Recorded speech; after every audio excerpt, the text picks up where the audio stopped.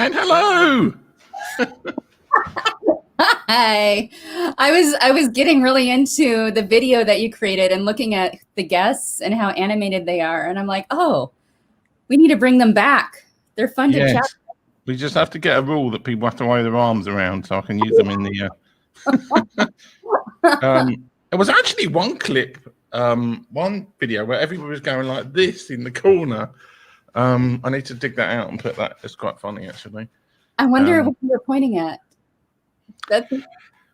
So as I was showing you in the pre-chat, the bit before we go live on the show, I've been working I've been working not so diligently. I've been mucking about with this new package called Express Animate that can create what are called animated GIFs that you can upload into StreamYard to make transitions.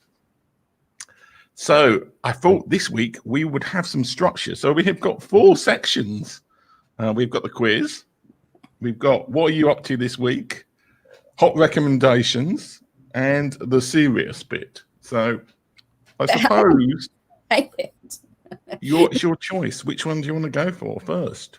You get to run the show today. It's all yours. This is you, Tim. We get to. Well, we can't start with the quiz because we need a few people around to do that. So help as we all. I need help with my quiz. So it won't be the quiz. So are you happy to talk about what you've been up to this week? What have I been up to this week? I am. Okay. Well, we got a transition. We got an animation.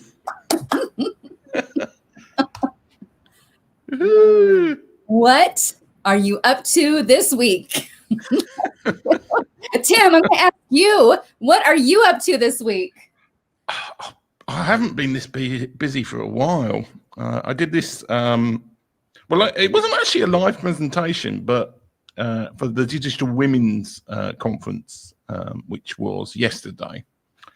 I gave a 20-minute presentation for that, which I pre-recorded last week to do with basically desktop automation tools. And I felt kind of guilty because I had to cut a lot of stuff out of it to make it fit 20 minutes. I picked too many tools, really, at the end of the day.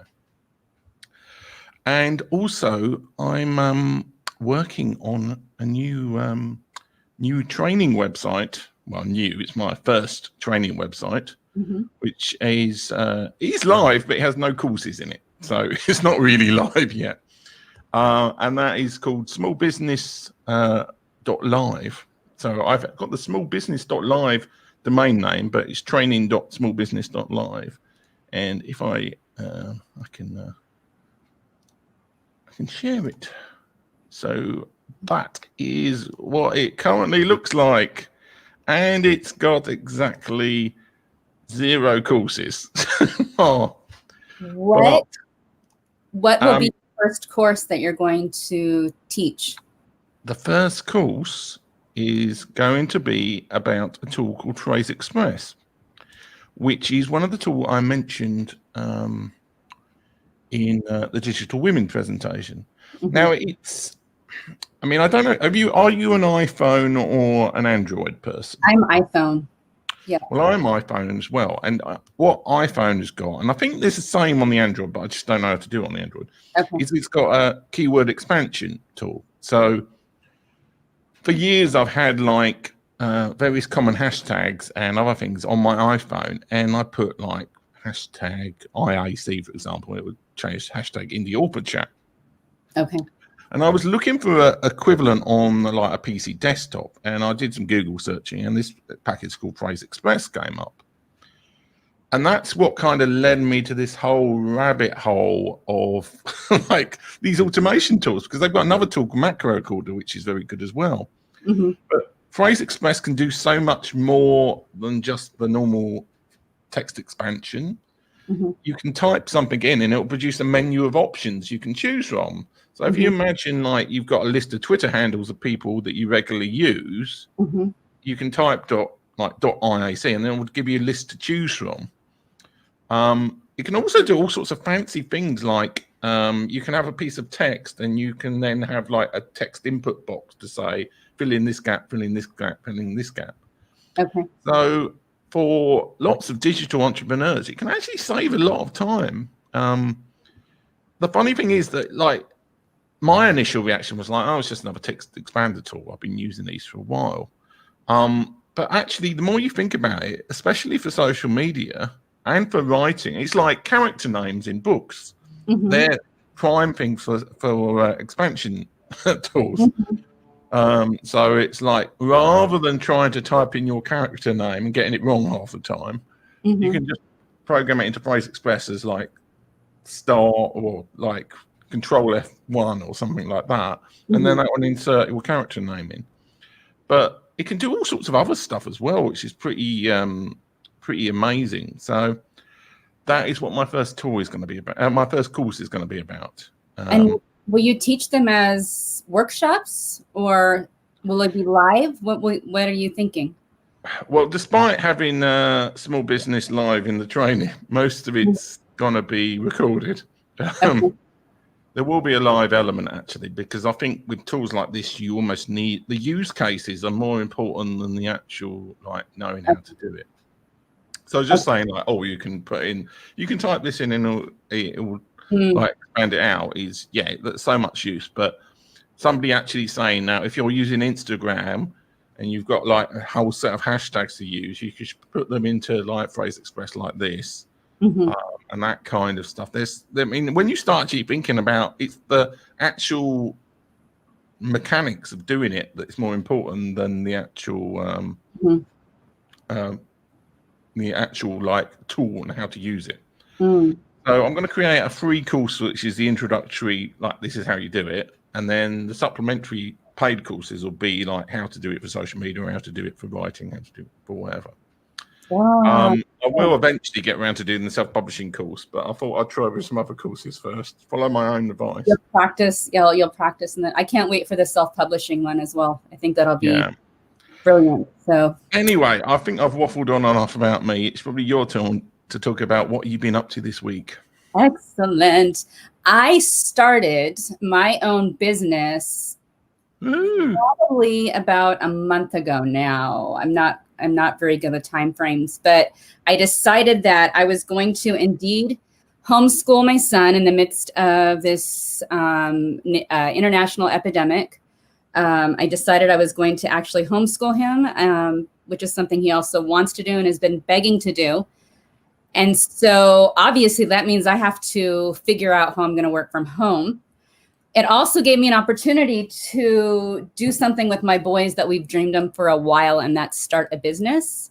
Yeah. We kind of jumped right in, and you'll watch us learn as we go and make mistakes and realize something new, or find a new tool and delete the entire Instagram and start over.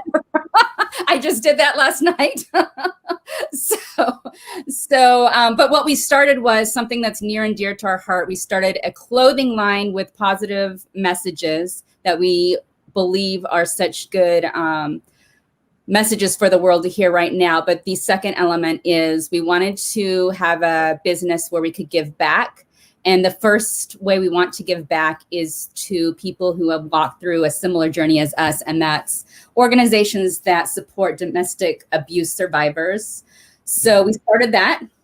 That is what I've been working on this week a lot. So as I'm listening to your course, I'm just saying, anything that can cut our time to do anything, because when you're doing it basically alone as an entrepreneur, everything.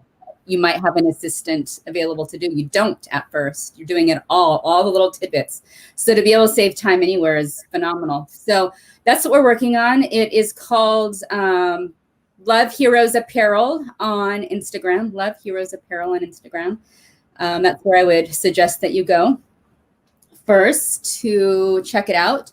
And then I just received from my illustrator, the illustrator of my book, Cat. You can find him on Instagram as well, Cat on Paper. He sent me the last of our illustrations. He only has 2 more pictures left to finalize and the cover. So that was exciting news, which means very soon we're going to be jumping into that as well. So that was less me working on it and more Cat, but him sending me those pictures and me getting really excited, and it's just brilliant work. So that's what I've been working on. It's exciting. Yeah. Well, I mean, doing it illustrated children's book is quite hard in terms of the self-publishing side. So that's something you've got to look forward to. It is, and I'm going to take your advice. I think if I can, I have to raise money on Patreon. So I guess that's another thing I'm working on. I have to raise money on Patreon to be able to do what you advised and to self-publish a children's book with a hard copy on, what is it called? Wait, I'm forgetting what it's called. Ingram Sparks, yeah. Yeah. Because the other does not offer hard copy. And Kat's illustrations are just too beautiful, and the message is too important to do anything less than a hard copy. So I have actually been working on my Patreon as well this week and trying to keep it up to date so my supporters can know what my goals are, what exactly I'm working on, try to organize that so it's not just a mess of stuff. What is she doing? She's, all this stuff thrown up there. So actually last night I was very specific about the brand, the goals, each detail that needs to happen and that I'm hoping for. So that's the final thing I've been working on. So patreon.com/Christelle Loren. You can see what I'm up to. I have most everything public so that you guys can click on details versus having it private. So that's what I'm working on. That's what we're up to this week. What is our next segment? I can't wait to see the graphics. I'm so excited. We're faced with a choice at a difficult age. Surprise me. To write a book or take to the stage, to quote a Pet Shop Boys lyric. Surprise me. Well, I don't think we can go straight into the serious bit because that's very similar to what we want to this week. It's a little bit early for the quiz. We seem to have one shy viewer who can't comment. Give us a little. You know what? When you pop on as a viewer, give us a happy face, a sad face, or a straight face. I have the idea, and maybe if the viewer or a viewer later on the replay thinks, I did have the idea of making the show so interactive that we could have like 6 topic areas, and then we could have a vote, somehow arrange a vote for people to vote. Or maybe we could do it like between shows so that like we put up a poll as to what the 6, like 4 topics for the Thursday show would be. I mean, we could make it a baby Twitter chat. I don't think we want babies talking on Twitter, really, do we? So. I mean, Twitter chat. Well, I'm gonna make an executive decision. Are you ready for the animation? Hot recommendations. Woo! Oh, is there gold in the middle? Oh. It's a good world, Tim. I think of the UK as rainbows and gold. Yeah, well, it's more Ireland, isn't it, with the leprechauns and the gold. It's we're at the cheap end of that rainbow. So this is the new segment. Hot recommendations. Yeah, I thought both of us would recommend a YouTube video, or it could be a TV program. But I think we both watch YouTube more than we do terrestrial television. So. Well, it's funny because we can't. You and I are never going to be any kind of typical talk show because we don't know what the pop culture is really. Well, the quiz has pop culture elements in it. So that's probably why you need people to. I told you what the quiz was actually, didn't I, in the free chat? So. Hot recommendations. Tim, will you recommend a book that you've been reading? Well, I haven't actually. I've been really slack lately. I haven't read a book in all lockdown, really. But going into the theme of optimization, I suppose I need to actually saying this. I'm going to recommend a book that I've recommended before, which is kind of almost the Bible of sort of business optimization. Is this a book called The E-Myth Revisited by Michael Gelber, which I read about like 2 years ago. And the funny thing is that you see E and you think it's something to do with electronic or whatever, but actually the E stands for entrepreneur. And it's a little bit hard to get into in places. The revisited version is the one you want. You don't want the original one, which was from like the 1970s, I think. Okay. So he updated the book in, I think, the 90s. Let me make this a bit bigger. I see it's called the E-Myth Revisited, Why Most Small Businesses Don't Work and What to Do About It. So that's relevant to a lot of us right now, staying home and starting a new small business, entrepreneurship. Yeah. So, I mean, the great thing about that book is that it talks about, I'm not sure if I remember the right Amazon link. It's written better. I'll put in the links later on. Okay. But it talks about the difference between somebody operating as a freelancer and somebody operating as an entrepreneur, which is a simple differentiation, i.e., if you're an entrepreneur, really it's about building systems. So the ideal thing for an entrepreneur, as he says in the book, is to be able, if you can remove yourself completely from your business and it still keeps making money, then you're an entrepreneur. Yeah. If you're not able to do that, then you're a freelancer. And his whole thing is that too many people think that they can basically just... did I mistype it? No, I didn't mistype it. Too many people think that they can do what they did as an employee, as an entrepreneur. So it's a very good book in that regard. So it kind of occurred to me as a book to mention. It seems like this is something you could teach on as well, because you've been doing this entrepreneurship badly for years. Yeah. I mean, you've been doing it for years and you've learned from your mistakes. You've learned what worked. You've networked with how many entrepreneurs out there. And so it seems like you could teach a course on that. Yeah, I would like at least a couple of hundred. Yeah. I mean, it's interesting actually, the differences between like people who run like social media agencies, people who are kind of solopreneur people like me. There's different groups, and so there's like wannabe-preneurs, which I suppose is me a few years back. And yeah, and then there's authors. Authors are different. Self-published authors are another kettle of fish, so to speak. Kettle of fish, a US expression. What? Say that again. What? Is saying something's another kettle of fish? Is that a US expression or is that a British one? I don't know. I've never heard that, but that doesn't mean it's not. Sometimes I'm not the best person to ask. Because you have no sense of culture.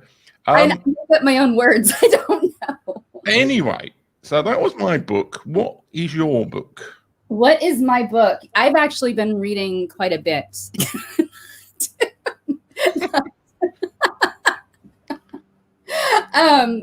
But the book I wanted to point out is Humankind by Rutger Bregman, and I gave you the link. Yeah, this one, I presume. A whole history.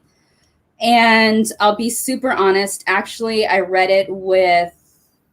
I see my birthday, August 24th. Arise, August 24th. That's so exciting. So I read it with my boyfriend. He actually read it to me. I'm lucky in that. Like, was he? You're basically exploiting your boyfriend to read you books now, aren't you?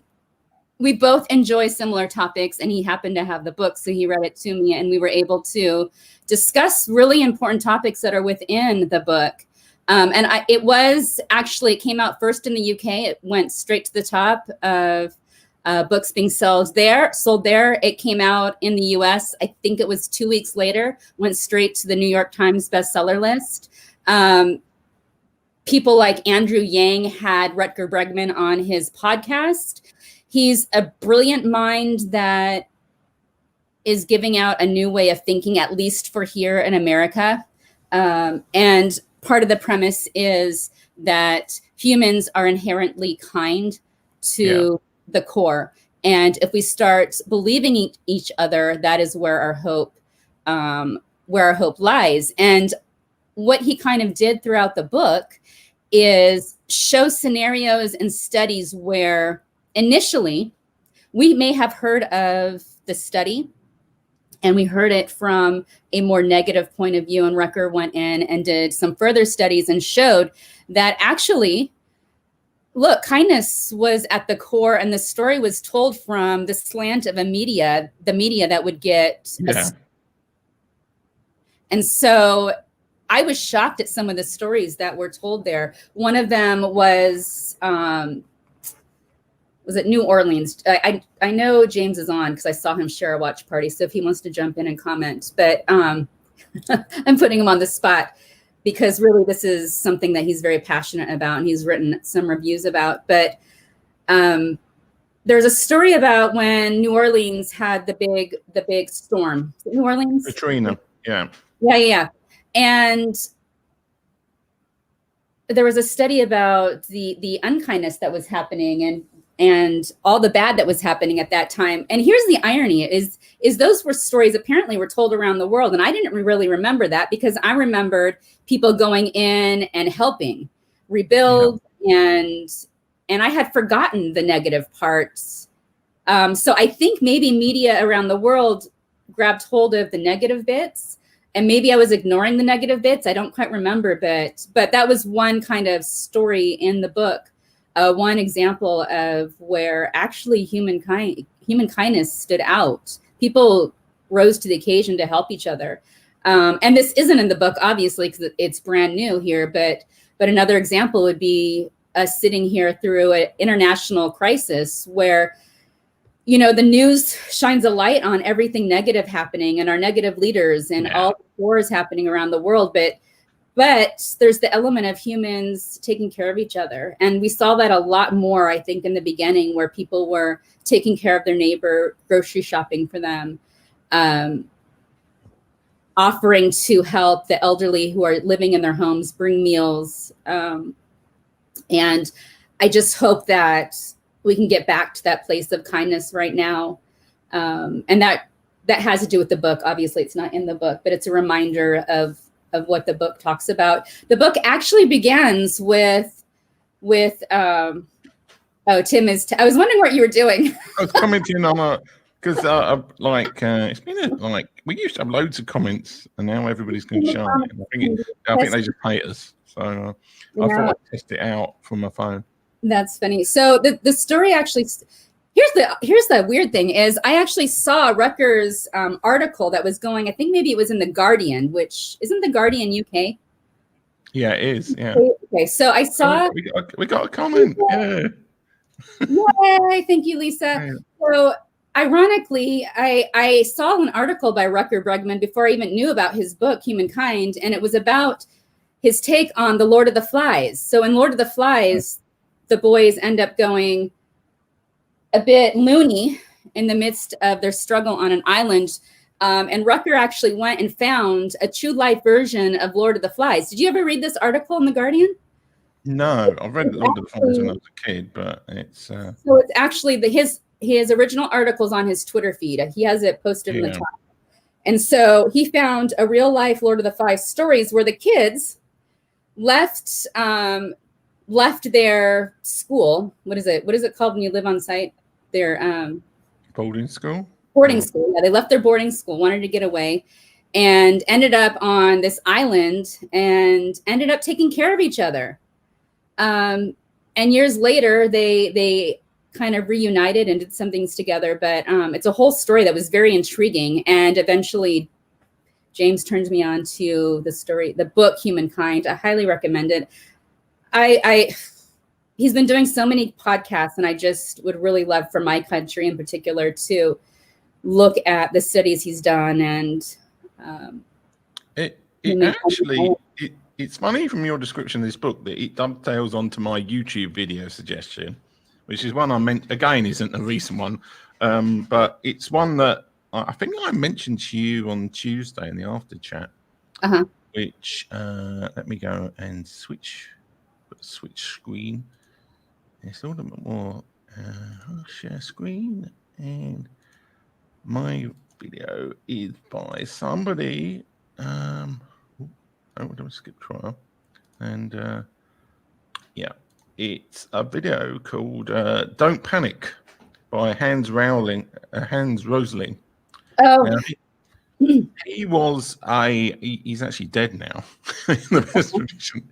But this is about the video was like I spent a while trying to find it, the whole presentation, because there's loads of little he did a TED talk that was about an hour long, and he's been criticized for being an optimist. He was criticized for being an optimist about the world, and because he was a statistician and a demographer, and he was saying like that actually a lot of he does all these quizzes of like where he's in the UK when he gave this TED talk, and he sort of quizzed people to say like what proportion of the world do you think are literate, and what proportion of the world do you think, and they almost invariably like had views from about 30 years ago.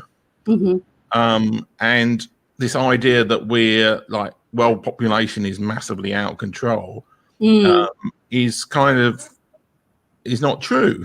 The only place in the world that still has big population growth is now Africa, and even that's going to level out by about 2040.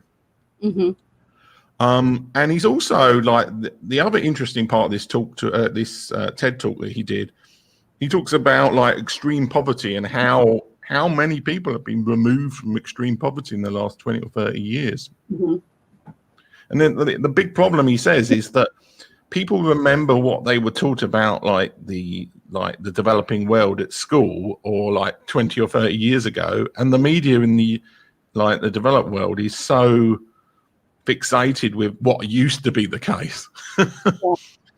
I'm not going to play any of it because we'll probably get copyright strikes. Yeah.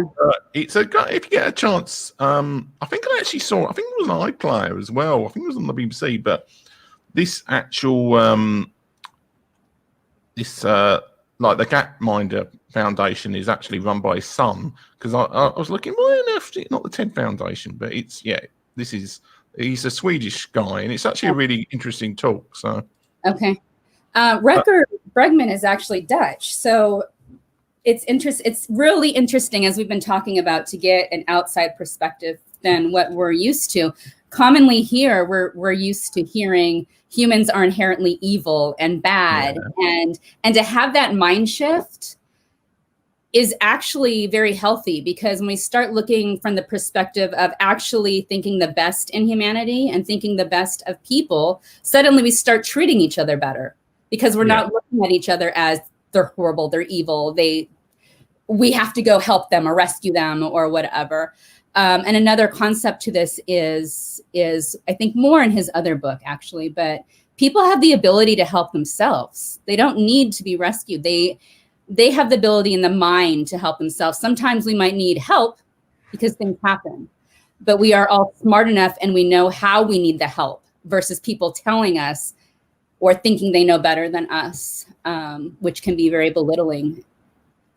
Anyway, as we haven't got all day, which is my fault really, because I was waffling on, you have got a YouTube video suggestion as well that you gave me just before. Yeah. It's very different. Is it different? Did you see it? You guys are gonna see. I haven't had a chance to watch it at all yet. It's about 2 hours long, so I think it's like. I mean, you're going to see how exciting I am. I think this kind of stuff is exciting. It interests me. I love an adventure. I'm not into pop culture per se. So this is the kind of stuff that interests me. So in an online adventure date.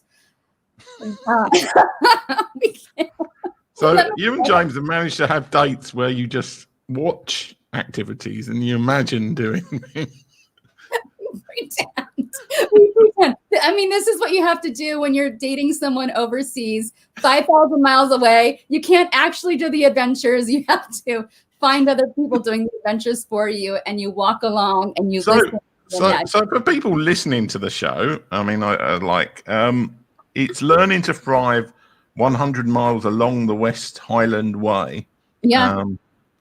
Which is a Scottish walk, presumably. I mean, there are. I mean, I've only ever done like short walks in the UK. I mean, I probably would actually quite enjoy doing something like this. But my big problem when I went on a walking holiday with friends, and it's like because everybody else is way fitter and lighter than me, I'm always like the worst person, like following along. So you start with like small adventures and you work up to bigger adventures. Yeah, well, I think this might be something you're better on your own doing, which would be a bit weird, but she did I'm not quite used to doing the Appalachian Trail yet or anything like that. Yeah, she did this all on her own. So what Abby does is she has her own YouTube channel entirely about going on these long walking adventures, and part of it she works through mental health issues along the way. She believes that going on outdoor adventures helps your mental health, which I completely agree and highly recommend as well. And she does these long journeys. And so this was the first one that I actually got to watch. And you get to go along for every step of the way. And I mean, obviously she can't show every single minute, but she shows quite a bit. She shows where she camps at night. She shows kind of where she stays. She talks about the history of whatever area she's in. And as you know, Scotland may or may not be sunny at any given time. So you'll be seeing her venture. Yeah, you'll see her venture through rain. But because of the rain, it's very green. It's very beautiful. For us in the US or not in the UK, we get to see something that we have never seen before, kind of journey with someone else and hear her take. She's very calming. It's very relaxing. So that is my recommendation, Tim. There it is. Take it on a YouTube video.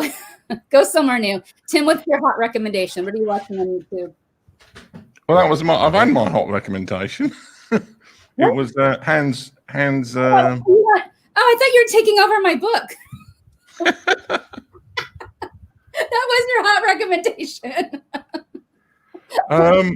Yeah. Well, we can look on like I could do loads of recommendations. I've got a whole like the trouble is I'm gonna have to start reading books, and I mean I watch loads of YouTube channels actually. I know the YouTube videos. There's so I've got enough of them I can keep filling up these weekly ones, but the books I'm gonna have to start reading new ones so I can just not have to go through the old ones again. This section. You need to start. But the other thing is you've written several books, so there's always that too. You can go through each book that you've written. Which you do it. Anyway, I think it's time for us to do another transition. Let's do the quiz. Oh, the quiz. Okay, let's do the quiz. Let's do it. It's quiz time. You got the dancers. Let's see. I'm going to do that again because I don't really get enough attention. I feel like there should be music, like woo. Yeah. Well, I mean, you can't do music on the animated GIFs. I could do a video like overlay, but then it's like we wouldn't be on it, which probably would be sensible to do actually, because it is just supposed to be an attention grabbing thing. So. Bam. Right. Now I remember what. Oh yes, share screen and application. You told me what it is. I forgot. It's something about Star Wars and the Marvel Cinematic Universe. Tell me.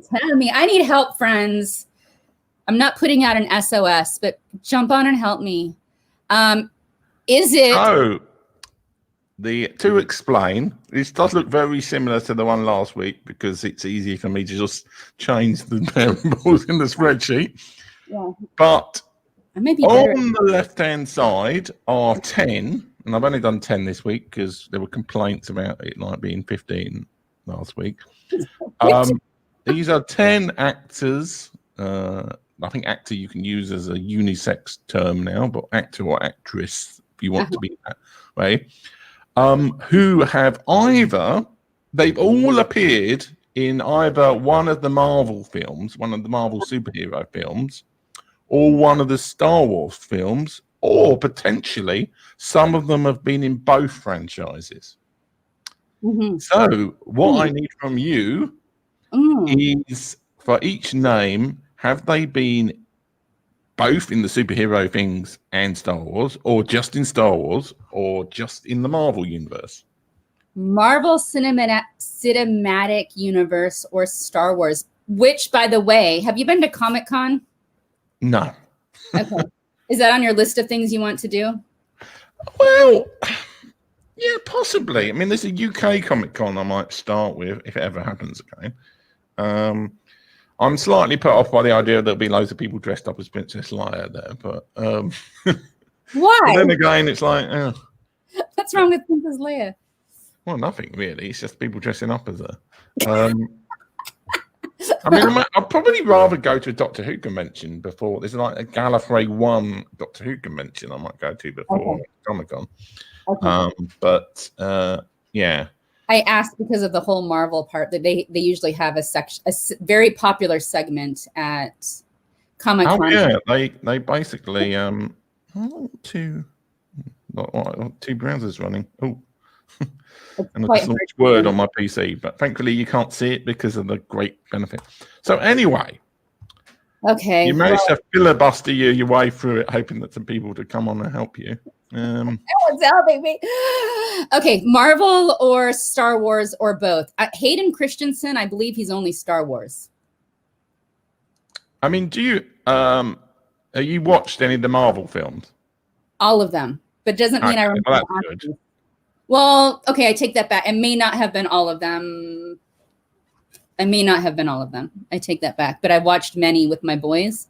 There's one here that I'd never heard of, and I put in because I'd never heard of them. But they're actually like surprisingly like big character in one of the things. They're just in makeup in it. Well, I don't know names though, so that even though I may have seen, I don't remember names unless it's like really obvious. Like Natalie Portman, I think she's only in Star Wars.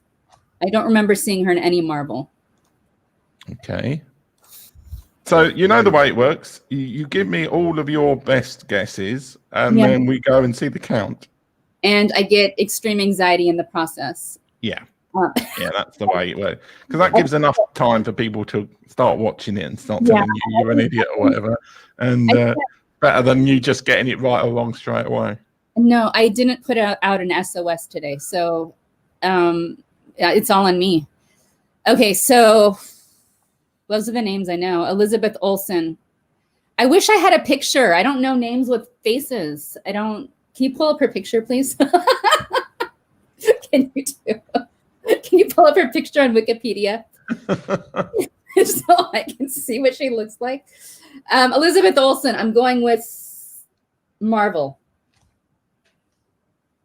I'm going to try and not give you any hints at all. No hints. I mean, this is like multiple choice for me. Richard Grant. Richard E. Grant. Richard E. Grant. I am going with Star Wars. Yeah. And this is applying to any of the films. So that includes Solo and Rogue One. Is Samuel L. Jackson in both? I think he's only in Marvel. Well, maybe if you thought about have you seen any of the not meaning to give you a hint, but he may have an eye patch in one role. Okay, I'm gonna put both. What are you putting? Well, let's go down the list. What about obviously Lupita Nyong'o, you've heard of? Yeah, no, I don't know who she is. I need to see a picture. I hadn't heard of her. That she's the kind of wild card one in. Okay, you know the characters. Well, know at least one of the characters, but I was giving it away there.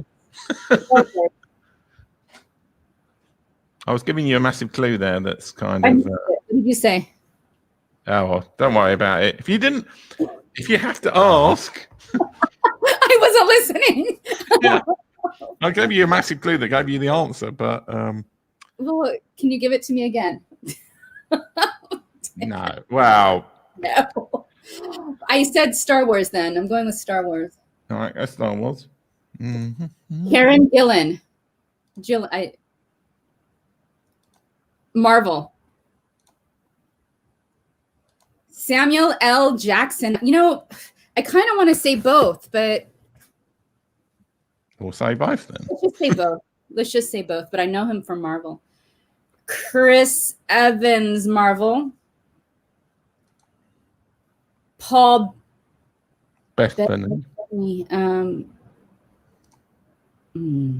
Marvel. Peter Mayhew. So, you know, here's the thing. The comic people and the Star Wars diehards are going to really be disappointed. I'm going to say that right now. Peter Mayhew. Star Wars. I apologize for the diehard fans. Let's see how many you got right. 7. Oh my gosh, that's yeah. I feel like I'm a winner. I feel like I'm not. How did you get so many right? I don't know. There are more people who are in both. Let me give you that hint. Well, at this point, I don't know. Tell me who's in both. Well, that's no fun. Well, it's fun at this point because I'll just be guessing. Well, the clue I gave you for Lupita Nyong'o is I said that she's very well known in one of her roles and not in the other. And then I realised I'd in fact told you she was in both. So that's both. She is Maz Kanata in Star Wars. Okay, so she's in both. So that's now we're at 8. Yeah, it should be 8. This is like that number goes down. I'm like, this is where let's do is and also, well, let me give you a clue. Who was Thor's girlfriend in the first couple of films? Who? Thor, you know, big thunder god. Who was his girlfriend? Yeah, the first 2 films he did. Thor and Thor: The Dark World. Who was his girlfriend? I don't remember. But you only have 3 girls here. 1, 2. We already have Lupita's both. So wait, you have 1, 2. You only have 2. Did you see Endgame? Yeah, I don't remember who he was with. I'm not picturing. Well, they went back to Asgard, didn't they? And it was like, because they had the time jump back to Asgard. Who was the actress? Well, you didn't really see anything of her, to be honest, in that Endgame, but she was in it. Who was she? I don't remember. Oh, it's Natalie Portman. It was Natalie Portman. Natalie Portman is Thor's girlfriend in the film, so she wasn't in the Ragnarok because she fell out with the director or something. But she's going to be. Remember that? In the next 4 films, she's going to be like the female version of Thor. So really, yeah. I saw Endgames twice. I don't remember her. I'm not good with names and all that faces. Thor. He was so different in Endgame than his previous character. Right. Okay, we should be. Oh yeah. Well, the other one.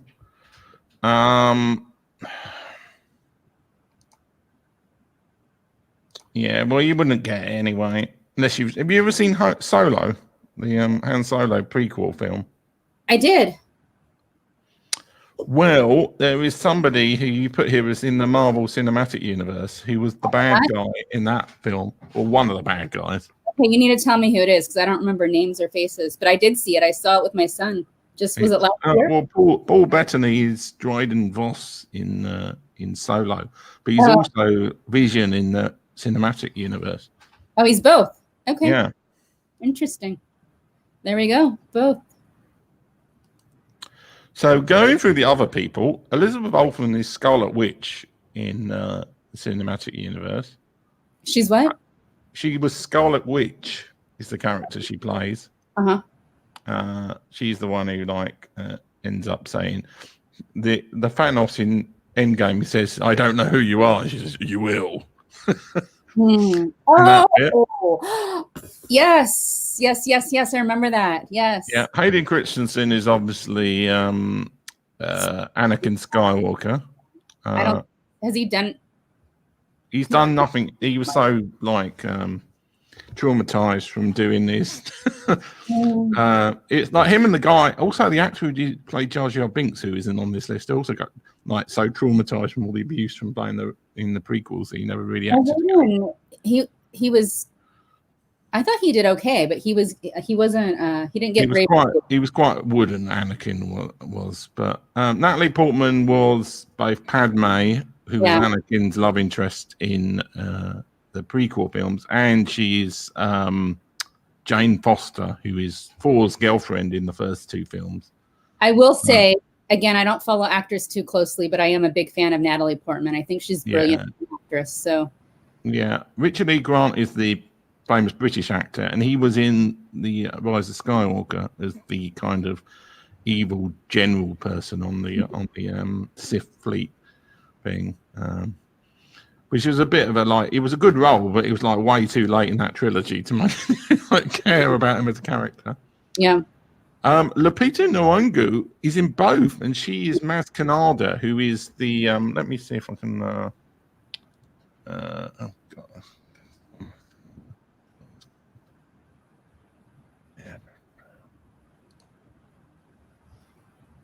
So if I go to, I'm going to have to, okay, well, hang on a second. Stop screen. Let's share another tab. And so, yeah, this is Maz Kanata. Ah, okay. Again, I don't know names. If I saw pictures, that's okay. That was. And she was also in more of a bit part role in. She was in Black Panther as well. Which she was brilliant in Black Panther. Now I know who she is. Okay. Yeah, I can't remember what role was she in. Oh, I think she's his sister, wasn't he? Or something? Like, I can't remember what she did. I'd recognise her from that, but I didn't realise she was Maz Kanata as well. Okay. So, little back history. One of the things I do with my boys, they love Marvel and they love Star Wars. So that's one of our kind of date nights as mom and boys. We'll go see these kind of movies when we're able to. So Karen Gillan is Nebula in Guardians of the Galaxy, and she was Thanos' she was Thanos' daughter, who was basically sent back in time and changed with her older self. Samuel L. Jackson was both Mace Windu in the Star Wars member of the Jedi Council, and he's Nick Fury in the cinematic universe. I remember now. Yeah, the eye patch. Yeah, okay, I remember. Chris Evans is Captain America, and as far as I went to IMDb, and as far as I know, he's not been in Star Trek. Yeah, Star Wars even. Paul Bettany, we talked about, he's Vision and Dryden Boss, and Peter Mayhew was Chewbacca, and he's never been in he's never been in the Marvel Cinematic Universe because I think he retired. Probably would be if he was younger, but yeah. Interesting. Very cool. We did it. Yay! Yeah. Well, we've got the serious bit. Serious bit. Well, next week we're going to have a mini guest session. So excited about this. Making. So that would be I think we should do all of the bits next week. I will do a mini quiz as well. May King can take part as well. I'm so excited. I love her energy and I love what she's going to talk about. She's talking about digital dating, but she's going to also tell some of her stories that she learned from that lead up to her current situation now. And we kind of had fun online talking about digital dating and sharing stories. And that's why we decided to kind of bring her on, aside from the fact that she's just a blast. So I'm excited next Thursday. But the serious bits now. Serious bit. The serious bit doesn't have anything more than that because it's the serious bit. Let's do it, Tim. What are we talking about? Yeah, we've got 10 minutes to talk about something serious. What? Let's talk about your nation. What serious bit would you like to discuss? What is happening in your nation, Tim? Well, it's funny. Cases have upticked a bit, like about sort of 5-10% since they reopened all the bars and restaurants. But they've kind of What they're trying to do with COVID now in the UK, with varying degrees of success or failure, is a more sort of local strategy of like, if a local area has a lot of outbreaks, they'll lock it down again. So they've done it with like Leicester, which is a city in the Midlands, and now they've like the Northwest. I think they've had a mini lockdown. They closed the bars in the Northwest, and I think Aberdeen, in Scotland, they've closed the bars. So they're playing sort of a whack-a-mole strategy, I think, with with COVID in the UK at the moment. It's interesting though that the cases went up almost immediately after the bars reopened. Yeah. I mean, it's the government has not been good. Really, government has made all sorts of mistakes, but they tend to generally do the right thing a little bit late, or they do things for kind of political expediency reasons. But I don't think they've not been anywhere near as disjointed as in the US. So, I mean, I think having a centralized medical system, even like with devolved administration in Scotland and Wales, it's made a massive difference. And I think two things that made a difference in the UK are the fact that people can take 6 days off without thinking it's going to come out of their holiday allowances in the US. No, that's a big issue. Yes. Yeah, they need to survive and pay the rent. That is a big issue. And also paying, having to pay for tests and all the medical insurance and all the rest of it. I mean, the number of people in the US who probably wouldn't, like, they couldn't be tested. They're just going to go into work with COVID or whatever and pass it on. Especially because younger and people below like 50 odd probably aren't going to show as many symptoms. I think that's a big issue in the US. I think that's a large. You can wear as many masks as you like, but if people who are sick should be at home isolating, they should be tested and then self-isolate. They shouldn't be going out with masks or anything. So it's the whole mask thing is a bit interesting in that regard. There's a funny video that I saw sent around where how people in the US media they were going on about the mask debate, but they were sort of saying it as masturbate. And it's like somebody's done this montage of them saying, so we're in the middle of a masturbate. And it's like, but yeah, the mask debate is a little bit of an irrelevant. But in the UK, you're being told to wear masks now. Is that correct? Yeah. Well, the funny thing is that there really isn't an awful lot of difference across Europe about where people are told to wear masks. We were told for ages that you needed to wear them in public transport. Okay. And now it's been added into shops that they've. You've got a Mr. Comment. Oh, Mr. Comment, you got congratulations on your quiz success. I appreciate you. She was going to help, but she didn't know. Yeah. So what was I talking about? Masks. So yeah, they've added it into shops, but bizarrely, staff don't have to wear masks. In bars and restaurants, you don't have to wear masks because you're consuming food, and it's like, it seemed the reasoning the UK government gave was apparently they thought that if they made people wear masks in shops, it would encourage people to go into shops because they felt safe, which I suspect there may be an element of that to some people who are particularly germophobic or whatever, or worried about it. But for me, and for a lot of other people I know anecdotally, it's like the whole faff of having to put on a mask and take off a mask, and you just think, well, I just won't go to the shops as much. I just won't go out. Yeah.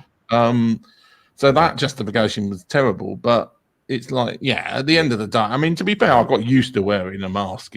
I've got a load of surgical masks. I bought probably like secondhand from the UK government that keeps buying incorrect masks all the time. I bought a mask, temporary surgical masks I bought off Amazon. So yeah, I think the big thing about masks is that it's really an irrelevance. I mean, it's compared to the other issues of like getting people tested, getting people isolated, and those are the big things. I mean, and the trouble is, a lot of countries and places that had extremely good test and trace to begin with, and now once that gets breached, it gets into the popular, like Hong Kong. I've got the situation now. They had extremely good, like they managed to stop it getting in until like about a month ago, but now they've got so many cases are cropping up that it comes like a different it comes a different issue. And you can see somewhere like New Zealand having the same issue potentially. Travelers are bringing, so as soon as they open their doors, travelers are bringing it in, and then it just takes one person to have that. And here's the thing, Tim, is we're carrying it before we have the symptoms. And so that's where the misconception is. It's not, don't wait until you're sick. It's, you're going to stay home when you feel sick, but you have it already before you have this. Well, that's the difference with it in the SARS outbreak, where apparently the SARS outbreak, you were only infectious when you had symptoms. So it was really easy for them to actually prevent the SARS virus like a few years back.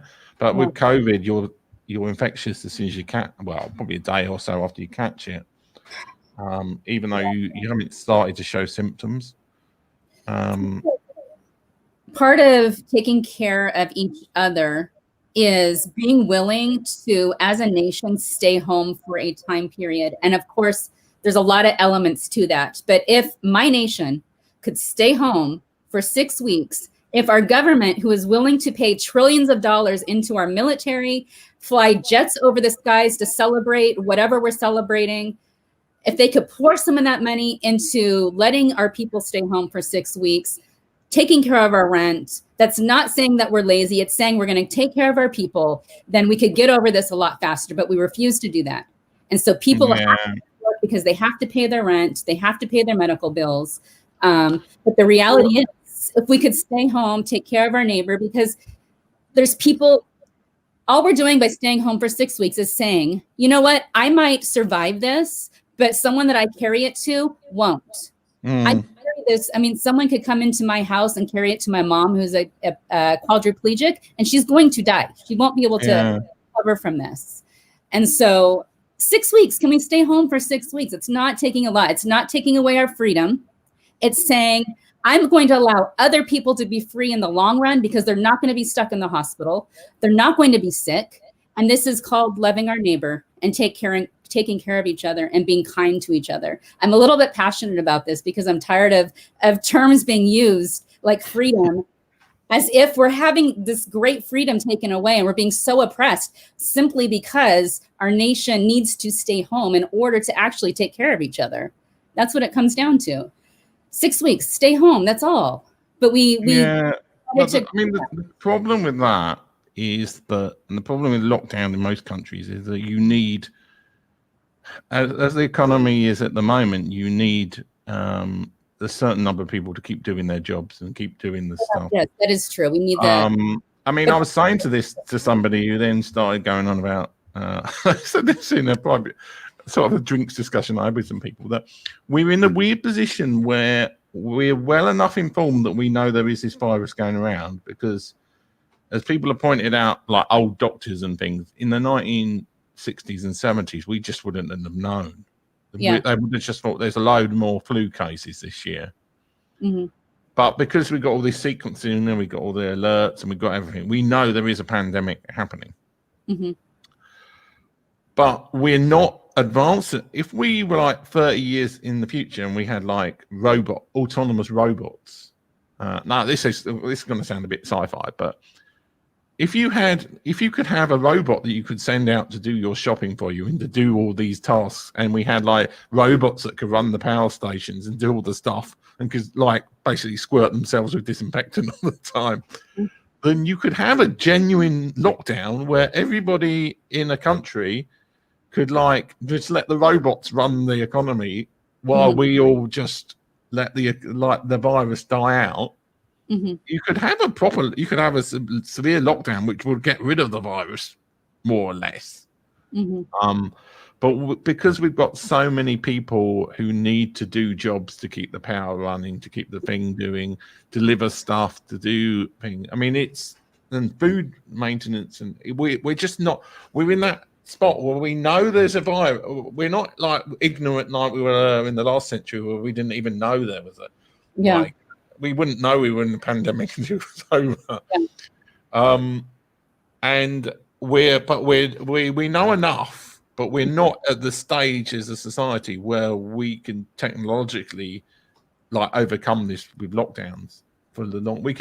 Where lockdowns kind of buying time until there's a solution. The trouble is that people don't necessarily want to be locked down long enough because to wait for a vaccine. Yeah, they don't, because they are looking at it, at least in my nation, as an infringement upon their freedom, which is completely false.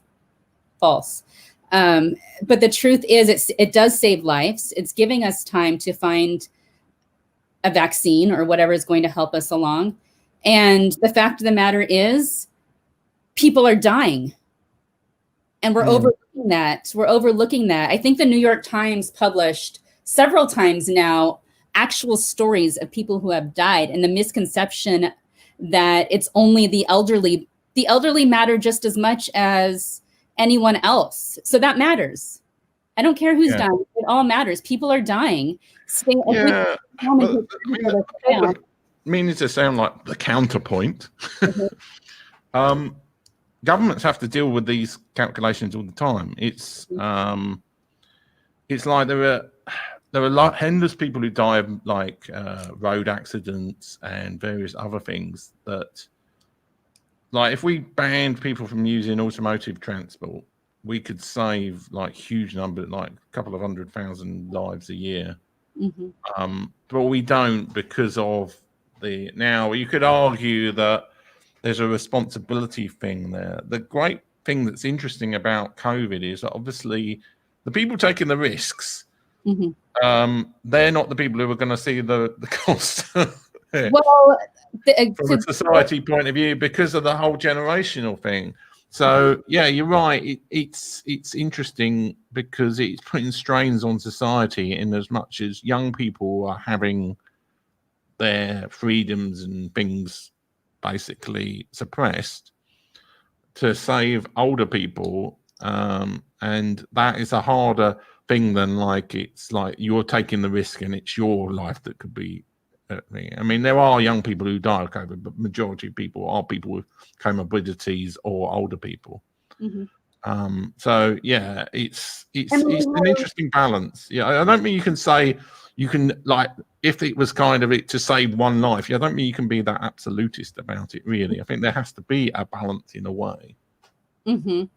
But we have a choice that will help other people, and that choice, if it comes down to for a little bit of time, we make a choice knowing that by us staying home right now, more lives will be saved. And going back to when I have heard this argument of, there's going to be such and such amount of accidents every year on the road, but if we have a choice to drink and drive, we can choose not to get in the car drinking and driving, or we can choose to have a designated driver.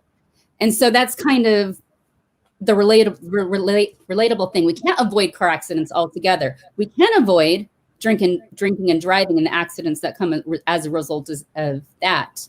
And in this case, we can choose for a time to stay home and help us buy time to get that vaccine. Yeah. That's all I have to say about this. Yeah, well, I mean, this is the fundamental debate, isn't it? It's between like suppressing quality of life of people versus other people dying, really, at the end of the day. And it's like where you balance those two out. And I'm not sure necessarily the governments have optimized it. I think the UK has done a better job than the US. Oh, for sure. Of optimizing, because the US just seems to be, I think your big problem is because all the states are doing their own thing. And it's like the Americans I talk to, they're traveling all over the place. It's like you should be at least in a position where people are not traveling between US states, unless they really have to. But people are just flying all over the place and driving everywhere and doing stuff. And it doesn't matter whether they're wearing a mask or not, because obviously, like, that is breaking up the kind. And then because you're a continental country as well, you've got hot and cold climates. So it's not even a season. I think we're getting away with it a bit in the UK because it's summer here right now. But in the US, obviously the southern US, because people, even though it's summer, it gets so hot that people have to go into air-conditioned places, and that's causing them to get COVID. So, yeah, it's an interesting... Numbers are rising, deaths are rising, and we have to pay attention, and we can't pretend it's something that it's not, and we can't be gaslighting. Our leaders need to stop gaslighting and shining attention elsewhere when this is an important matter right now. Yeah. So there's that. There's our hot topic, Tim. Yeah. So next week we'll be talking about the much more pleasant thing of catfishing and stuff. That's important. I can't wait. Maybe we shouldn't finish on the serious bit. Maybe we should finish on the quiz. I don't know.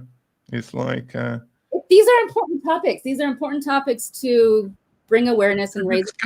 Yes. Well, that's the whole. I mean, that's the whole thing. You just do not get people talking about it. Yeah. Well, they talk about it with people who've got the same opinion with them, and it's like, well, what's the point of that? I mean, be willing to listen, even if we think we're right. Just at least be willing to listen to other opinions. And I will say for my own nation, listen to people outside our nation. Yeah. Anyway, I think it's probably time we've gone over with our new segmented show. I think it's time to say goodbye. And next Tuesday, it's going to be you interviewing me. Yes, Tim, you have stories to share. I'm excited. And until then, goodbye, farewell. I needn't say adieu to you. And I'm going to stop the screen that I was sharing. And then I have to go through. I've got to scroll now. I've got so many of these transitions. I have to scroll. So, bye, everybody. Thank you, Lisa, for commenting. Thank you, people, for watching. Love you.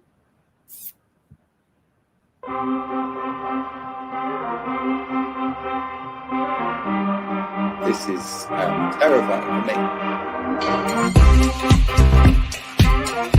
I've made more money in the last 3 years than I did in the previous 7. Cliche shit, you know.